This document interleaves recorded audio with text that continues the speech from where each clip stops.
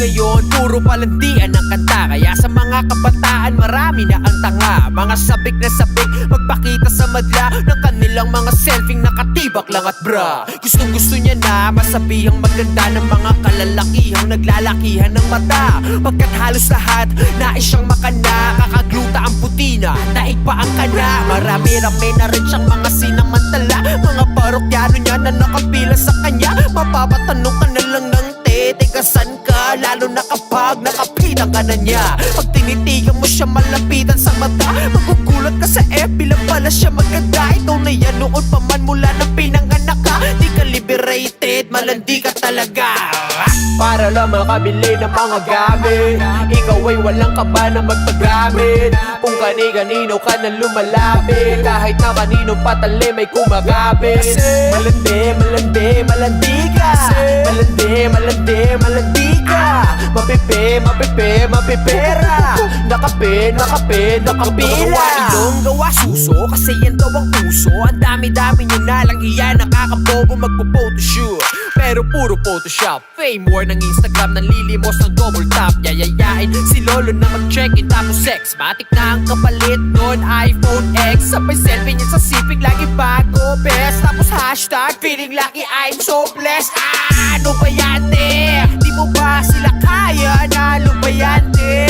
Di ka ba nagsasawang umarante? Sariling sikap, di ba kayang umabante? Kapag may bago gusto laging sumabay wala kang ang trabaho, sobra mong pang-arte. Naka-hubis nagsiselfie sa hotel na mag-isa, habang yung sponky niya nasa kubeta lang palawa. Para lang makabili ng mga gamit, ikaw ay walang kaba na magpagamit. Kung kani-kanino ka na lumalapit, kahit na kanino patali may kumagapit. Malandi, malandi, malandi ka. Malandi, malandi, malandi ka. Mapipera. Nakapila. Mga short mo, literal na pek short. Pag nabasto sa Facebook, pagre-report. Malandi ka. Mapipera. Kita pwet post, galit pag nabastos. Binastos daw yung fake niya, nalabas sauce. Sorry naman, matino ka pala.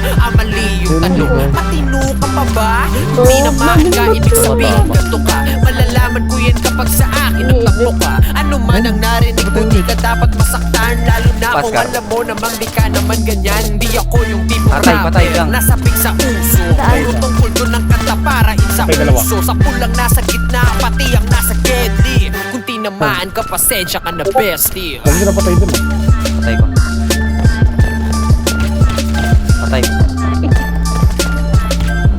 Open.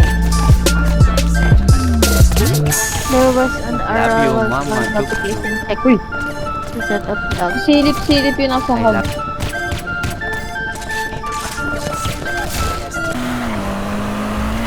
Bang! Ay, putik! Muntik na mabunggo. Okay. Muntik na naman yun.